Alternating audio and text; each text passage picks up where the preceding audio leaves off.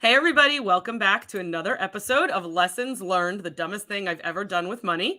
My name is Suzanne, and I am the head coach at Grace Financial Coaching. And I am super excited to welcome my friend Marisa Cali to the show today. Marisa is the owner and Hello. founder of Live on Social Now Productions. She helps business professionals deliver their message succinctly and to be present for conversations that matter.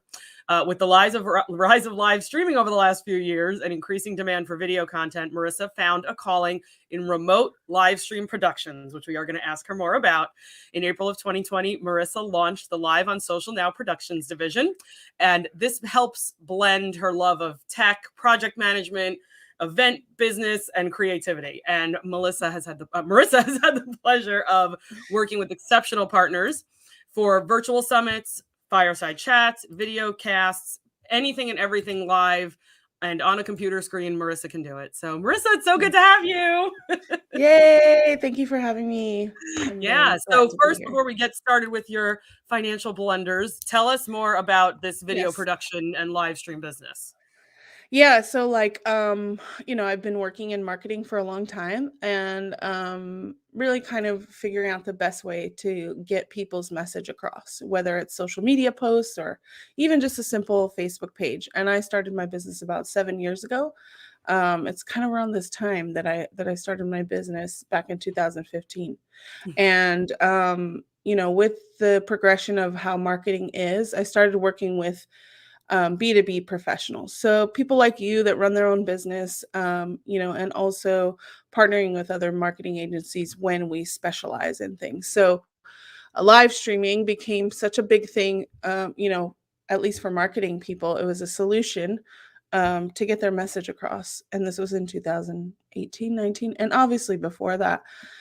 So learning all of these tools, it was really beneficial for me once that pandemic hit because a lot of people knew that I did it, but didn't really embrace live streaming or virtual Mhm. events until the pandemic hit. So right, as I said in April, or as you said in April, I was launched this division. Kind of separated it myself from my old brand just because I wanted to be able to present myself as an expert. Mm. And that has launched my business into a whole new territory that I love because, like I said, it blends all the things I love. Creativity, we can be creative with a live stream or an event. Project management, get the tasks done that's needed. And tech, figuring out like a camera or a lighting or, working basically on a computer all day long. So, Yeah, so that's actually funny you said that. Marisa was my mhm, go-to and has been my go-to person for hardware tech questions, like what light mhm, should I buy? What microphone should I buy? For many years mhm. now. So one of the things I wanted to ask you is what are some of the tools that you use that maybe our audience of small business professionals could pick up quickly and or learn how to operate quickly? Yeah. So there's obviously software tools. So like you're using StreamYard to go live. And that takes a little bit of a learning curve depending on your level of comfort with tech. But like hardware stuff, like this is I'm using a simple webcam. I don't know if it's like blurry Oh, there you go. here, which is a Logitech. Yeah. Um, it doesn't like new objects in front. Logitech, I like blurred myself somehow. Logitech webcam, which is it's about 60 $75. Oh, wow. And then I have a light behind me that's reflecting off the wall behind me. So it kind of Gotcha. evens out my light. There are ring lights, and these lights, it's a set of two, is about $35. So I'm Oh, spending wow. around $100 and using the right tools that I'm just gonna change this blur because it's bothering me. Oh, hopefully I'll fix it. But there's simple tools just to, and I have glasses, so I don't want to use a ring light because then it would have that ring around. And I think a lot of people Mhm. like are going live and they have that ring light or they have the light directly on their face. Like this light is reflecting off the wall, so it makes it more like soft light, kind of Gotcha. uplighting in events. So yeah, it's a little bit of a learning curve between hardware and software, but you can pretty much set yourself up with some basic tools. And And I that's feel like us like going spending live, you know? $100, yeah, I feel like spending $100 on a light or 2 and that camera Mhm. is, it makes people feel a little bit more confident.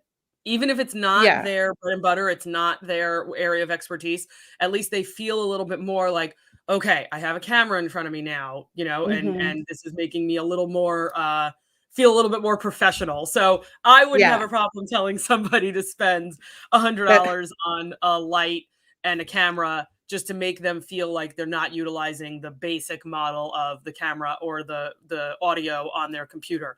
Depending on how mhm. old the computer is, it could be better, right? But typically Yeah. it's worse. So, in Yeah, case anybody and noticed behind Marissa, she's got a little fuzzy friend back there. yeah, that's Lupe. He's Lupe. Yeah, but I also should mention, like, this I just switched my camera 'cause it was having focus issues. This is my built-in camera in my Oh, okay. laptop.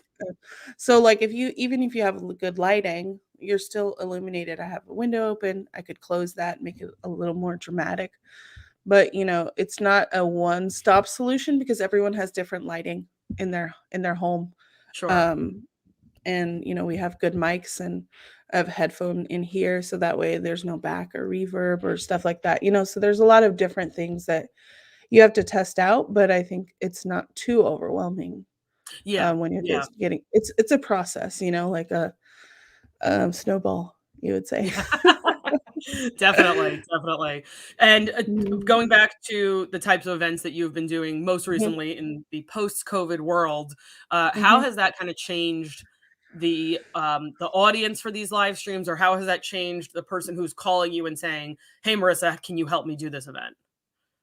Yeah, actually, I live in Tennessee now. I was previously we met in California, so like, we both moved since we met, but I none of my clients are local. And that is like the beauty of what this business can be because I can serve, different events. I'm just working on a project where it's an internal conference and we're doing a lot of different sessions for the conference. And Mhm. so we're going to be coordinating with speakers across the country and probably even internationally. And it's just a matter of, these tools are available to us to be able to execute different events. And it takes a lot of planning. There's big budgets involved, but it's really important for your brand. And it doesn't matter if you're if you're solo by yourself, you're a coach, like it doesn't necessarily matter that there's like 20 people watching your stream, like the person that is going to see you or find you, like they may see it later on, right? So Yeah. you just have to keep in mind that you're pushing out this content, you're providing value, you're also building relationships because you have a guest show, right? Which a lot of people are like, hesitant to do, but it kind of builds up your notoriety within your network and also their network. So Mhm. in an easy way because you're having a conversation about your expertise. So Right. Right, yeah. I like it's having guests. I don't like to hear myself talk too long, so yeah. Yeah, I mean, it's every I've done both. I've done like the solo show and sometimes they're like 10 minutes. I've done hour podcasts, sometimes they go by so fast depending on the subject matter, and it's just interesting because I'm getting exposed to all different types of content that I probably wouldn't if I was, going to a networking event and Right, just going to the saying same networking event in person and seeing the same people over and over again. same Yeah, that is people. a Mhm. benefit. I am, much more a fan of the in-person networking, but that is definitely something that, you just wouldn't be exposed to certain people if we weren't Right. all on Zoom or on StreamYard or on Facebook Live right now. So, Right, that is definitely a exactly. benefit. Yeah. Definitely. So, um, I created this show, Marissa, as you know, to Mhm. help people Yes. realize we all make financial mistakes and we can Mhm. start off by learning from the experience of others. So, Marissa, what is the dumbest thing you've ever done with money? I can think of a lot of things, and I think I'll speak on one specific thing personally. Opening up a credit card, I didn't have a good job, or I didn't even have a job. I don't even remember. This is so long ago. I opened a credit card like first week of college. They had the table like in the courtyard or whatever. They're like, go get a credit card. And I think it was like $200 credit limit. which is, these days I'm like, "Oh my god, like, cool." But, like, that back then, I was like, I didn't even have the money to pay $200 extra or, Right. it was Or just $200 different. plus interest. Yeah, exactly, Right. and or I just didn't understand the concept behind that, like, "Oh, like, you're putting money down and then you have to pay interest," like, I didn't learn that in Catholic school growing up or, like, at high school, like, we just had got cash from our parents, and I didn't understand it, at least back then, so I think it took me about probably 5 or 6 years to actually pay off that $200, which was probably 600 by the time all the late Right. fees and, and just not understanding that whole world, and, I don't know if it's a matter of my upbringing or, just that I know these credit card companies are pretty bad, especially for college students, they don't qualify you. They don't see, like, how much do you make, Right, how right. much is your monthly income, stuff like that, so So how with the marketing aspect of it, you said that it was a Mhm, table set up outside of your mhm, college. Did you see a lot of mhm. your friends signing up at the same time? No, I just was Oh, like okay. just a bunch of people, like, it's a table, "Oh, look, cool, money."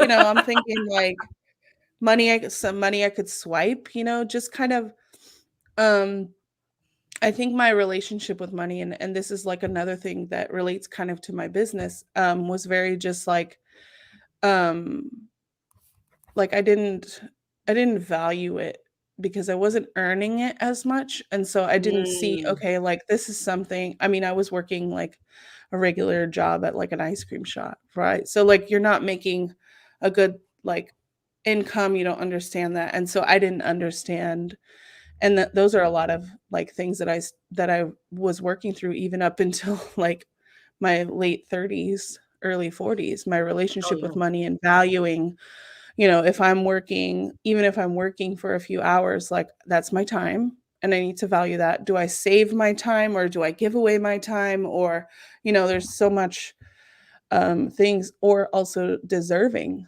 of money. So there's just a lot of things around money that I think factored into that, decision of getting a credit card. And luckily, that was not, I mean, not luck. I wish that was my only credit card mistake, but you learn the hard way until you start doing crazy budgeting and Dave Ramsey methods. So So that be yeah. so if you could go back just to that one credit card, would you not set it up? What would you do differently? I would probably set it up. I just back then I was not familiar. I mean, if I knew what I knew now, probably not. Okay. But I think I needed to learn the hard way because I think Mm, everything as a result of that, my path is that was part of my path. So I don't really like have a regret of it. I don't believe it's affecting my current situation of money. So yeah, no, I wouldn't change it, but it's just yeah. interesting how it carries. I mean, that was the first thing that when you asked me the question, I'm like, that's the first thing that I thought about. And I'm like, that was how many years ago? Right. So I was gonna we say it hold on sticks to with those. you. Yeah, Yeah, exactly. So yeah. So since then, how has your relationship with credit cards specifically changed? I am really good with, like, not opening credit cards and all the shops when they say, "Oh, you can get extra 10% off," sure. Oh, yeah, the Um, store cards. yeah, I am working to pay down my debt so that I can buy a home hopefully later this year or early next year, so it's just a matter of, not using and budgeting, right? So, like, I have those nice things that I wanna do that I used to put on credit card, or if I am putting something on credit card for my business, I'm paying it off like within, the month. And so it's just I see credit card as just a formality that's needed for buying a home when you don't have a huge amount of savings to be able to put Sure, it in, right, right? right. So, the banks don't care sometimes how much money you make in your business. They say, how much credit are you can we Right, give you? exactly. Yeah, I think So that's really good to point out because you and I both got started on our financial journeys later on in life, right? And Mhm. by that point, we can't necessarily follow Dave Ramsey's advice of um, don't get a credit card. You don't need credit. Just save up and Yeah. pay cash for a house or put 50% down. When you're learning this stuff after you're 25, that depending on where you Mhm. live, that could be practically impossible. So Yeah. the cool part of what I tell my clients is as much as Dave is watching me over this shoulder, Yes. um, everyone's situation is different, right? We can't Mhm, all mhm. be coming out of high school at 18, already learning these principles, living in Middle Tennessee, like where Dave grew up, and buying a house for $180,000. That doesn't exist. One, though, I don't even Yeah. think those things exist anymore. They Maybe do two, in the rural areas, but right? you're like, no, it's like a Really, shack. really Yeah. rural. Yeah, yeah. No Even where internet. Dave grew up, is a little bit more, built up now. So, Yeah. Is um, he from but Franklin? he's Do you from, know? he lives in Franklin now, or the business is in his business in Franklin. He lived in Antioch, Tennessee. Oh, yeah. Oh, Yeah, yeah. yeah. It's definitely But built up. again, right, 40, 50 years ago when Dave was growing up, you could, Yeah. 180 for a home back then was probably expensive, right? Yeah, Out exactly, there. exactly. So, Mhm. depending on when you get started, I think this is really good to point out because some of these, I know people are watching this right now, and some of these people I've had on as guests learned earlier. So they've been able to Right. put themselves in a position to have 50% down. But even if you Mhm. learned earlier, if you live in an area like New York or Southern California where we used to live, Mhm. Mhm. it's almost impossible to have Yeah. 50% down on a house. It is Right. I will say it's nearly impossible to have 100% down. It is almost impossible to have 50% down in those areas. Mhm. And if you Right. learn it later on in life like we did, it's, you do have to kind of have the credit sitting there so that the banks can run the score because that's just how it's going to work a little bit later on in life. Yeah.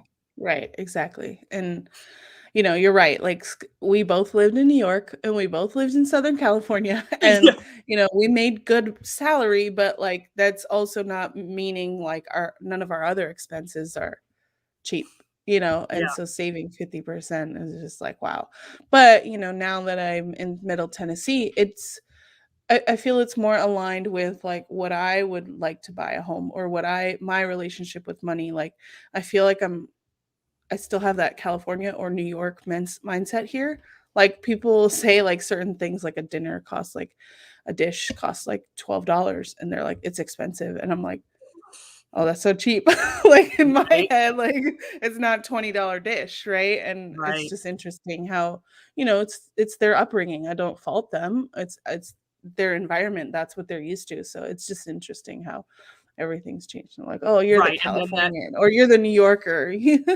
I'm like, "No, and then I'm that trying to translates live." to the Mhm. house prices, right? So like you have to wrap Right, your head around like you could get for 450 the house that you would have wanted in San Diego for 950. I mean, San right, Diego's like exactly. an insane market right now, probably even worse than New York. And Yeah. I still have plenty of clients in Southern California, and some of the stuff that they're looking at is just it's not feasible. Maybe it was feasible 2 or 3 years ago, and it's not feasible anymore. Mhm. So now you get to wrap your head around, oh, this house is only 450, but for that area of the country, that's might be pretty high. Yeah, yeah. Yeah, like, I'm not even looking at houses like that because 'cause they're mansions here. I'm like, "I don't wanna clean the whole house." Like, they're, like, huge. We don't have kids, it's just a dog, we might get another dog, so, like, just having 4 bedrooms and, like, a bonus room and a basement, I'm like, "This is too much for me," like, too Yeah. much for us, but, yeah, The it's one thing I interesting. will tell people it's okay to invest in, don't yell at me, Dave, I know Mhm. it's not an investment, a Roomba. Oh my Okay, gosh. That is life-changing. I actually just wrapped nice. up with 2 clients, a couple, last month or earlier this month. They did 12 months of coaching with me, and they said, "We saved up a little bit out of January's budget, and we didn't put as much towards debt, but we had money from Christmas, and we bought ourselves a Roomba," and they have, like, Mhm. multiple pets, and I'm like, "It's Perfect, life-changing." perfect. Yeah, right? So buy the Uh, house and then buy the Roomba. right? That's my Right? 2 Put it cents. on our Amazon, wish list for a housewarming or something. There you Maybe someone go. will give it Right. to us. Uh, Exactly, exactly. I'm gonna contribute toward that. I am a huge okay. believer in Roombas. Nice. Awesome. So I really want to thank you, Marisa, because it's not easy to, to say that I screwed up with credit cards, right? I think a lot of people Mhm, out there have, and it's something that mhm, your comment about your time and needing to value that and your time is worth your money really mhm, needs to resonate with a lot of people. So I appreciate your mhm, honesty, and mhm. thanks for coming here. If anybody needs to find Marisa, all of her contact information is in the show notes down below. But you can reach her directly at liveonsocialnow.com. She's on LinkedIn, she's Mhm. on Instagram, and her email is also down below. Thanks for joining me, Marisa. Thank you for having me. It was nice Yeah, chatting with and you. I saw a bunch of people jump in a little bit late today. So if you missed part of the broadcast, you can check out the YouTube channel at Grace Financial Coaching and look for the latest episode of Lessons Learned, the dumbest thing I've ever done with money. Thanks again.